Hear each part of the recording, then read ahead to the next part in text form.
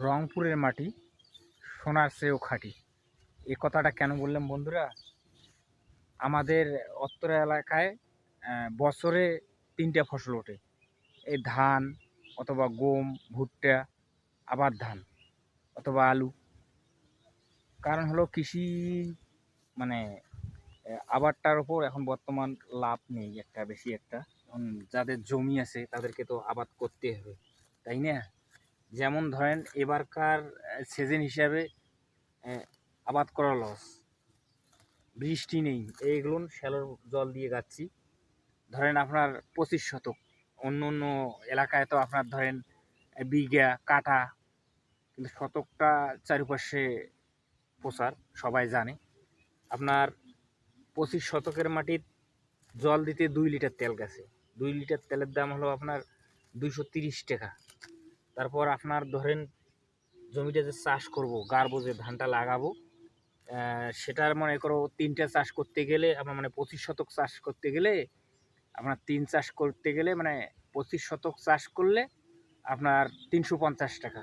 তাহলে 3 চাষ করলে আপনার ওখানে হচ্ছে 1050 টাকা। আবার ধরেন আপনার সার দিতে হবে 2বার, কীটনাশক ওষুধ সেটা ব্যবহার করতে হবে 2বার। তারপরে যে দেখেন এত পরিমাণ ঘাস হয়েছে, বৃষ্টি নাই, এজন্য ঘাস হয়েছে খুব। এখানে মনে করো আপনার 25 শতকের মাটি যদি এই ঘাসগুলো সাফ করে দেয় তাহলে 4টে ঘিসেন। ওখানে ধরেন আপনার 500 টাকা করে হলে 2000 টাকা। আর আমাদের মনে করো আমাদের এলাকায় 60-এর মন, 28 কেজি মন। তাই সেই হিসেবে আমাদের 25 শতক জমিতে আপনার ধান হবে হাই রেস 17 থেকে 18 মন। তাহলে 17-18 মন ধানের দাম কত? যখন মনে করো কাটামারি লাগে তখন ধানের দাম কম থাকে, 500-550 টাকা পর্যন্ত থাকে ধান, আর পুরান ধানটার দাম বেশি থাকে তখন। তাহলে হিসেব করে দেখেন আপনার 18 মন ধানের দাম হচ্ছে 60-এর 8,000 টাকা।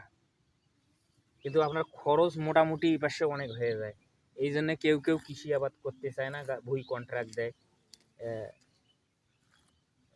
যারা অনেক জমি যাদের, তারা এখন কন্ট্রাক্ট দেয়। আর আমরা মনে করো অল্প জমি, আমরা নিজেতে করি, নিজেতে বাড়িতে নিজে করি। এই জন্য আমরা খরচটা মনে করো একবারে যায় না, 8,000 হোক কি 10,000 হোক, এই খরচটা একবারে যায় না, আর ধীরে ধীরে যায়। এই জন্য আমরা অতটা টাকা ব্যাক পাই না। আর যাদের জমি বেশি আছে তারা মনে করে মানুষ দিয়ে সব কিছু, তাদের পোষাবে না। কিন্তু আমাদের মনে করো আমরা নিজেই করি কাজ, জমির ওষুধ দেওয়া হোক, আপনার সার, কীটনাশক, এগুলো আমরা নিজেরাই করি।